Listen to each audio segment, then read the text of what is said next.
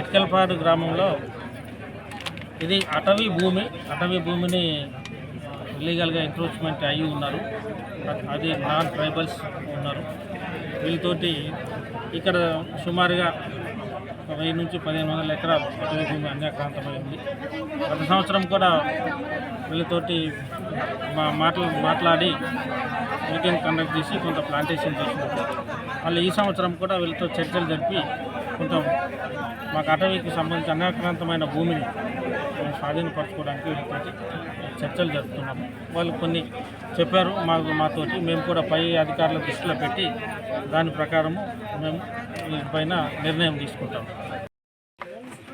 సిర్పూర్ మండల్ ఇట్కెలపాడు గ్రామంలో పోడు భూములు దున్నుకుంటున్న రైతులు ఎవరైతే ఉన్నారో దాదాపుగా 40 సంవత్సరాల నుంచి వాళ్ళు పోడు వ్యవసాయం చేస్తున్నారు.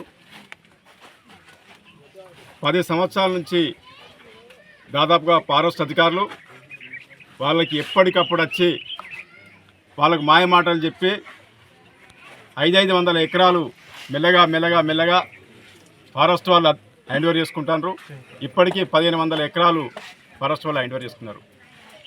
మరి ఈ రైతుల బతుకులు పోడు భూములు దున్నుకుంటారు కాబట్టి వాళ్ళ జీవన విధానం దీని మీద ఆధారపడి ఉన్నది. మళ్ళీ ఇప్పుడు వచ్చేసి మాకు 200 హెక్టార్లు భూమి మళ్ళీ కావాలి అని చెప్పేసి రైతులను ఇబ్బంది పెడతారు. మరి రైతులు ఒకటి డిమాండ్ చేస్తున్నారు. ఇవాళ ఇక్కడ ఎఫ్డిఓ గారు, తర్వాత ఆర్డిఓ గారు, పోలీస్ డిపార్ట్మెంట్ వారు వచ్చి మరి చర్చలు చేయడం జరిగింది. ఈ చర్చలలో రైతులు డిమాండ్ ఒకటే చేస్తున్నారు. మెల్లగా మా భూములు మొత్తం మీరు లాక్కొని మమ్మల్ని మా బతుకులు రోడ్డు మీద వారేస్తారు, మీ మీద మాకు నమ్మకం లేదు అని వీళ్ళు చెప్పడం జరుగుతుంది. ఫారెస్ట్ అధికారులు ఏం చెప్తారు, మేము 3 ఎకరాల భూమి మీకు ఇస్తాము, 2 ఎకరాల భూమి అడవి నుంచి వచ్చిన వాళ్ళకి ఇస్తాము అని చెప్పేసి వీళ్ళు చెప్పడం జరుగుతుంది. ఏ వైపు అయితే వీళ్ళు భూములు దున్నుకుంటారో అక్కడ కాకుండా అందరినీ ఒక కాడ తీసుకొచ్చి తలో 2 ఎకరాలు తలో 3 ఎకరాలు అని చెప్పేసి వాళ్ళు చెప్పడం జరుగుతుంది. ఇలా రైతులు డిమాండ్ చేస్తారు, ఈ 2-3 ఎకరాలు కాదు, మాకు మనిషికి 5 ఎకరాల భూమి ఇవ్వాలని చెప్పేసి రైతులు డిమాండ్ చేస్తారు. కాబట్టి 5 ఎకరాలు ఇస్తేనే మరి ఇక్కడ రైతులు ఒప్పుకుంటానికి సిద్ధంగా ఉన్నాము. ఒకవేళ 5 ఎకరాలు ఇవ్వకుంటే ఒప్పుకునే ప్రసక్తే లేదు. ఖచ్చితంగా భారతీయ జనతా పార్టీ ఈ రైతులకు అండగా ఉంటుంది.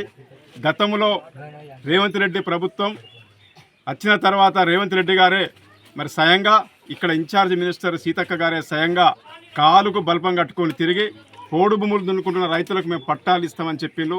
అక్కడ గిరిజనులకు గిరిజనేతరులకు అని చెప్పిండు. అక్కడ ఎస్టీలకు అని చెప్పలేదు.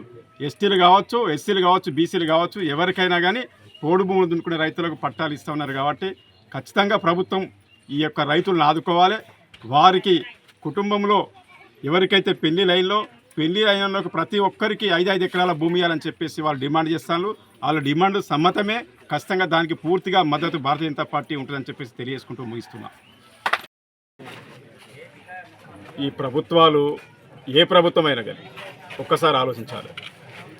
ఇవాళ ఈ ఇటుకలపాడి రైతులు ఈ ఊర్లో స్కూల్ ఉన్నది, ఈ ఊర్లో వాటర్ ట్యాంక్ ఉన్నది, ఈ ఊర్లో కరెంట్ ఉన్నది, ఈ ఊరు గ్రామ పంచాయతీ అయింది, ఇక్కడ ఎలక్షన్స్ జరుగుతున్నాయి. ఇవన్నీ ఉన్నా కానీ మరి 40 సంవత్సరాల నుంచి వాళ్ళు ఇక్కడ జీవన విధానం కొనసాగిస్తా అంటే మరి ఎప్పుడైతే ఇక్కడ ఉన్న రైతులకు రైట్స్ లేవని వాళ్ళు చెప్పిందో, రైట్స్ లేవన్నప్పుడు ఇక్కడ వీళ్ళకి ఆధార్ కార్డు ఎందుకు ఇచ్చిండ్రు, ఇక్కడ ఓటర్ ఐడి ఎందుకు ఇచ్చిండ్రు, ఇక్కడ స్కూల్ ఎందుకు ఏర్పాటు చేసిండ్రు, ఇక్కడ వాటర్ ట్యాంక్ ఎందుకు ఏర్పాటు చేసిండ్రు, ఇక్కడ గ్రామ పంచాయతీ ఎందుకు చేసిండ్రు, ఇక్కడ సర్పంచ్ ఎలక్షన్స్ ఎందుకు చేస్తాండ్రు. ఎప్పుడైతే మీ ఫారెస్ట్ అని చెప్పేసి మీరు చెప్తానో, చెప్పి వాళ్ళు ఇబ్బందులు పెడతానో, మరి ఇంతకుముందే మీరు ఆలోచించుకోవాలి కదా. వీళ్ళకు 40 సంవత్సరాల నుంచి వీళ్ళు ఉంటారు కాబట్టి వీళ్ళకి వేరే కాడ భూములు ఇస్తా అని చెప్పేసి మాయ మాటలు చెప్తాను. మరి ఖచ్చితంగా ఇవాళ వచ్చిన ఎఫ్డిఓ గారు కానీ, ఇవాళ వచ్చిన ఆర్డిఓ గారు కానీ మరి వీరికి సరైన పరిష్కారం చూపెట్టాలి, శాశ్వత పరిష్కారం చూపెట్టాలి.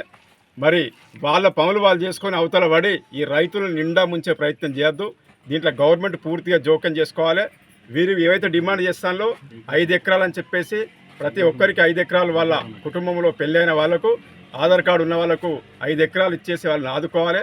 ఆదుకోకుంటే ఊరుకునే ప్రసక్తే లేదు. ఖచ్చితంగా భారతీయ జనతా పార్టీ ఈ ఇటుకలపాడు గ్రామస్తులకు అండగా ఉంటాం మేము. కాబట్టి మీరు భయపడాల్సిన అవసరం లేదు. మీరు ఖచ్చితంగా ఇన్ని చెట్లు అయితే దున్నుకుంటాలో అదేవిధంగా మీరు దున్నుకోండి, మీకు పూర్తిగా అండగా ఉంటాం మేము. ఇవాళ ఫారెస్ట్ అధికారులు సరైన నిర్ణయంతో మళ్ళీ మన దగ్గరికి వస్తే దాని విషయాన్ని మనం ఆలోచిద్దాం. కాబట్టి మీరు ధైర్యంగా ఉండాలని చెప్పేసి మీ అందరికీ చెప్తూ సెలవు తీసుకుంటున్నాం. కోటి మండలము ఇట్కాల్పాడు గ్రామం. మినిమం మేము 40 సంవత్సరాల నుండి ఈ పోడు వ్యవసాయం చేస్తూ జీవిస్తున్నాము. మినిమం అంటే 215 కుటుంబాలు, 750 మంది జనాభా ఉన్న ఊరిని గ్రామ పంచాయతీగా విడదీసిండ్రు.